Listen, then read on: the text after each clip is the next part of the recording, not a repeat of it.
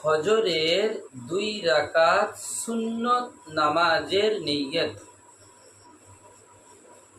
নাওয়াইতু আন উসাল্লিয়া লিল্লাহি তাআলা রাকআতাই সালাতিল ফজরি সুন্নাতু রাসূলিল্লাহি তাআলা মুতাওয়াজ্জিহান ইলা জিহাতিল কাবাতিশ শরীফা।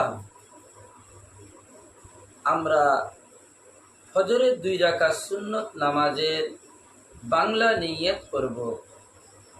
আমি আল্লাহর ওয়াস্তে কিবলামুখী হইয়া ফজরের 2 রাকাত সুন্নত নামাজ পড়িতেছি।